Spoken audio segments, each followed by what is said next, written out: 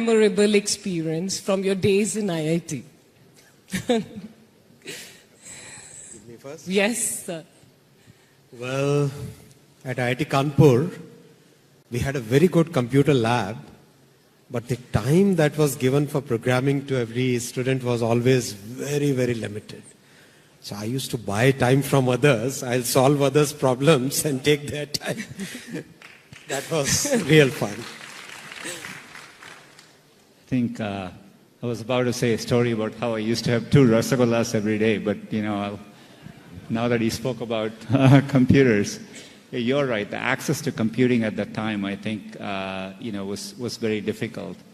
But it's amazing how the world has changed. But for me, fond memories of friends, and I met my wife there, so that's what I remember most about IIT. That is the most memorable. You've created memory there. Yeah. In the last few years, the vision of a digital India has truly taken center stage. And all of us today, all of us in this room, are witness to it, a participant to it. Looking forward, Sir, Honorable Minister, I want to ask you, what would be some of the priorities, what would be some of the focus area for the government? And particularly today, if I may ask, looking at the digital world we all are living in, what are some of the, how are you focusing on cyber security? Quite a few priorities. See, over last 8 years, the vision of Digital India has really taken us to a level where we have a very successful, absolutely scalable India stack. And that India stack helped us manage something as big as the pandemic, using the CoWIN platform, which used all the horizontal constructs of the India stack. We were able to deliver vaccines to 1 billion plus people, actually 2.2 billion vaccine doses. Scheduling for that scale with all the logistics challenges that we had, right? And giving the certificate instantaneously. It was a massive work, and that was only possible because of the technology stack. Having the payment system that we have today, the UPI payment system, phenomenally successful. As we speak, it is almost like India's 55% of India's GDP transactions are today happening on the UPI, the payment platform that we have, right?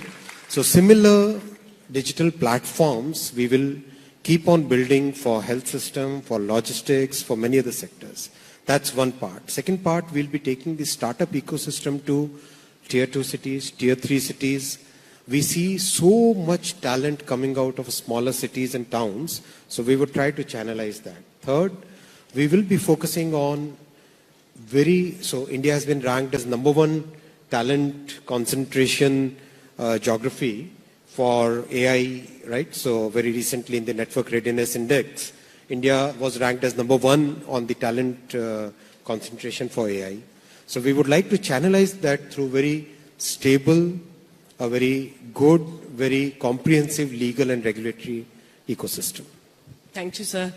Sundar, today all of us and then everyone here in some way is a participant to this. Also, India has a very fast-growing startup economy, startup ecosystem. We have some phenomenal entrepreneurs, and Google has played an active role in nurturing this ecosystem. Going forward, I would like to ask you, how do you see the digital India playing a role in the growth of the startup economy here in our country? First of all, thanks for having us. It's an honor to have Minister Vaishnav here as well. Real pleasure to be here. Every time I come, the sophistication of the India startup ecosystem, it's measurably improving. Part of what we have done with the India Digitization Fund is increasingly focusing on our investments towards startups from India, like Glance. And, these companies are getting noticeable scale. And increasingly, as you heard earlier, we have announced a $300 million fund with a focus. 1/4 of the fund will go towards startups led by women or startups which are focused on bridging the gender divide. I think, to me, the opportunity India has, part of, if you look at the US as a market, the reason startups are successful is when they build something, they have an access to a 300 million plus market. And it's easy to build something which scales across the entire country. This hasn't always been true in places like Europe, or because you have to scale across 26 markets, and it's tough for a startup to get that scale. I think that's the opportunity India has. How do you make sure a startup can easily scale across the entirety of an Indian market? So I think those are all ways by which policies can help, and we can play a role as well. But there is no better time to do a startup than the current moment. Even though we are working through a macroeconomic moment like this, companies like Google were created in moments of a downturn. So I think I'm very bullish about it over time. Sundar, I have to say this as a woman entrepreneur, that it's very, very encouraging that you're saying that, the fund will also focus on women-led businesses. And I just saw some of you clapping, but Zordar, dil se tali ho sakti hai. Because it is a very, very significant moment for our country, for women. And we need more women entrepreneurs. Honorable Minister, as we look forward, we are seeing AI emerge as one of the, an important emphasis for the government and area and priority. Honorable Prime Minister talked about it, and we've seen a lot of focus there. What are some of the areas in AI that you're keen to nurture through the government? So AI is going to play a very big role in India's tech story going forward. There are multiple number of fields, multiple number of areas in which AI is going to make a significant difference. Agriculture is one such field. The diversity of languages that we have, how do we bridge the gap between people who speak one language and the other, that's going to be second. Then making credit accessible to the people at the bottom of the pyramid. That's going to be a major, major task ahead in which we will be using AI. And that's going to ride on the success that we have already had in terms of the payment system, the identity system, and a very rapid adoption of technology across different sections of the society and across all geographies. So we are going to use all these things, and once we have our data protection bill and the telecom bill and the Digital India bill in place, then it creates a robust framework in which we can use some of the data sets which are available, public data sets, and then use them and harness the power of technology to provide better solutions, better services. And our focus is always, see, the rich people can always take care of themselves, right? Our focus is always on the middle class and the poorer sections of the society. As government, we are very keen to make sure that every section of the society, marginalized sections of the society, they are able to get the benefits of technology the way some of us who are better endowed, similar level of technology benefits, they should also be able to get. So we'll be focusing on AI, multiple sectors as well as different sections of the society. Thank you. Yeah. Sundar, you have once said that AI, and I'll read this, is one of the most profound technologies we are working on, as important or more than fire and electricity. And today we saw and we heard about the interesting applications of AI that has been used. If you were to choose which area of AI's impact excites you the most? I think it'll touch every sector over time. And so, but for us, core to our mission, people come to Google to find information. So where I get most excited is how we can use AI in that service of that mission. One of our key parts of our mission is to make Google universally accessible and useful. We are increasingly use AI to scale up the number of languages we can offer. We recently added 9 new Indian languages, Assamese, Bhojpuri, Konkani, etc. Now we are working on one powerful AI model which can, bring information across 1,000 languages. So all that we can use to make sure it's available to more people.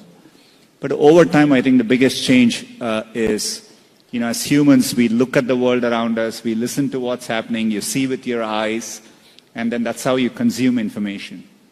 So being able to bring all that, we call this multimodal, and bring that view when you ask a question to Google, and then get that rich answer back, is what I think AI will end up playing a role. Whether you're showing an image or you look at something and say, tell me about this. We want to bring all that as experiences to our users. And I think AI will end up playing a powerful role, and I'm very excited about it. Minister, all of us are very proud of India Stack, and especially all of us in the tech ecosystem. We have something to say because India Stack leads the world story when it comes to the use of technology for public good. I want to ask you, what role do you envisage the private sector playing in delivering the India Stack to other emerging economies to help them unlock the economic potential of it, especially when it comes to digital public infrastructure in terms of payments and health? So the interest on India Stack is there throughout the world. So it's a very unique way of looking at developing technology and taking it to the society, right? Multiple number of small constructs which put together can create a great solution.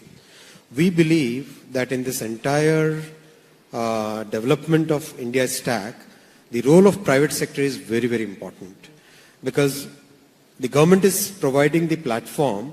On top of this platform, any startup, any private sector entity, big, large, small, medium, any size, they can join it and they can create their own solutions which meet their requirements. So for example, the payment is a very good solution. a very good example.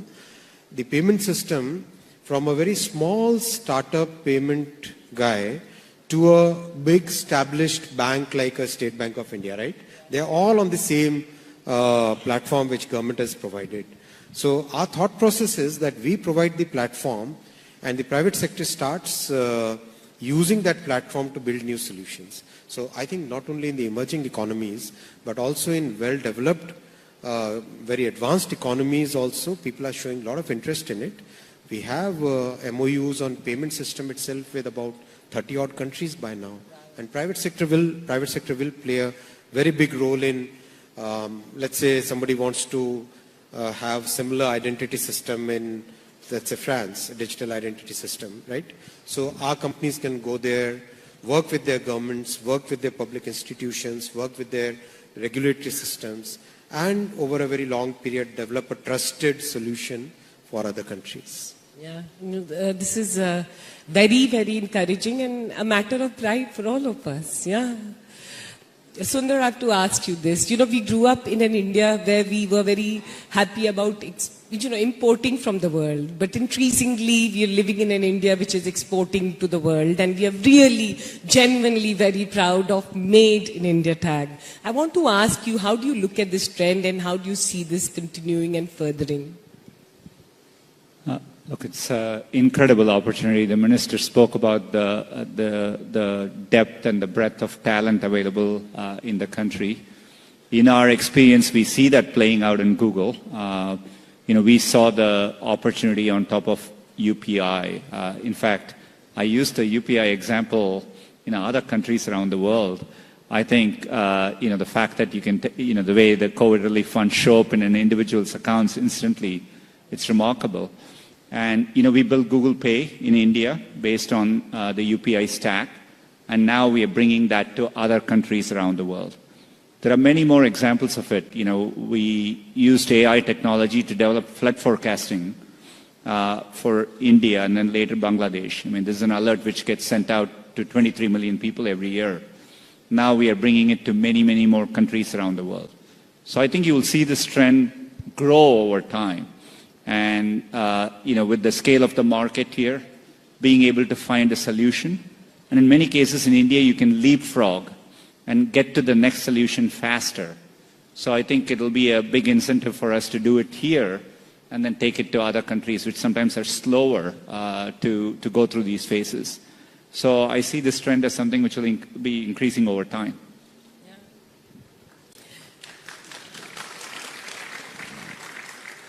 I just think that, this is a conversation we are all very happy to have, no? So we can give her, if you want to clap, clap with full energy.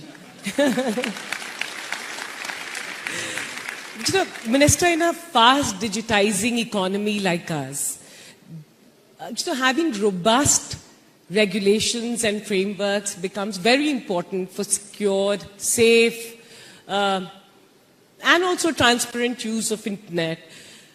What are some of the areas that are important for you? How do you see this emerging in the future?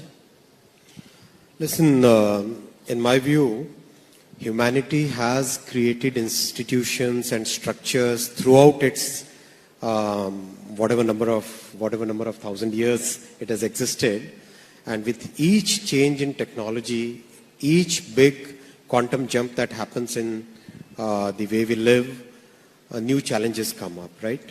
And we have to find out ways and means by which we create a very balanced way of absorbing technology, because technology brings many new opportunities with it. It also brings many new challenges with it. And in today's world where information is ubiquitous, in India the cost of data is so low and adoption of technology is so rapid. In this kind of scenario, how do we create a legal and regulatory structure which is in tune with times, which matches India's needs, which is built around our realities? So that's the way we are working, and Prime Minister has given us a very clear target of creating a comprehensive legal regulatory framework. So we are creating 3 horizontals. First is the telecom bill, which is for the carrier. Second is the digital protection bill, which is focused around enforcing citizens' privacy rights. And third is the Digital India bill, which is going to look at practically everything else which is required to be seen. These are the 3 horizontals, on top of which will be multiple small sectoral focused modular regulations. So it's a very comprehensive outlook. We should be able to complete this exercise in the coming 14 to 16 months. The 2 bills which have been put up for consultation should be completed by July, August. It should pass the Parliament. And we have a very open process of consultation with all the stakeholders. Our teams are giving time. I and my ministerial colleagues, both of us are, all of us are giving a lot of time on consultation, on understanding what people's concerns are. So net, the solution which is emerging is really good. And most people who have interacted so far with us have shown that, have kind of expressed that this kind of template is needed in many other economies which are rapidly getting digitized. Thank you. Sundar, looking at the global landscape, what's Google's view on India's tech regulations? Look, I think, if you look at the scale at which tech is working, and it's so touching the lives of, people around the world, to me it makes sense that, tech needs responsible regulation. I think it's important for countries to think about how to best safeguard its citizens, be it privacy, be it security. And so I think it's an important phase, and so we are engaging constructively. I think India has a leadership role to play here. Again, given the scale and the technology leadership it will have, and it's important to make sure you're balancing, and putting in safeguards for people. You're creating innovative framework so that companies can innovate, on top of a certainty in the legal framework. So I think it's an important moment in time. But through it all, hopefully India can also be a voice for, India will also be a big export economy, will benefit from a open and connected internet. And I think getting that balance right, I think will be important. Yeah, absolutely. I know we are running on time and we can continue doing this conversation, but before we close, one final question to both of you. tech sector is growing at a phenomenal pace in our country, and I'm again going to say we are very proud participant, witness, and in some ways all of us builders of it. If you had to, both of you had to give advice to the next generation which is entering this space, the tech space, what would you say?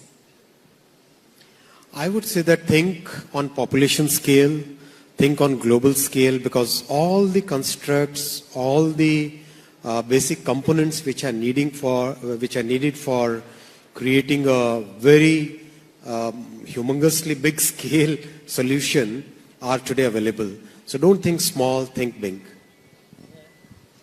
No, I definitely agree with that. I would also say for young people, tech is much broader than just programming or engineering alone. I think for tech to work at scale, including things like AI, thinking about the surrounding areas, be it policy, be it ethics, so just thinking about tech holistically, I think will create opportunities for many more people.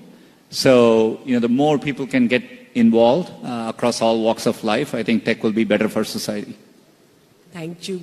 Thank you so much, Minister, for taking out time to be here. I always say that it shows the commitment to be involved in the tech and the startup econ, to building this. Thank you for taking out time. And Sundar, thank you so much for inspiring all of us. Thanks a lot. Before both of you go, can I ask you for a photo ops, please? Yes.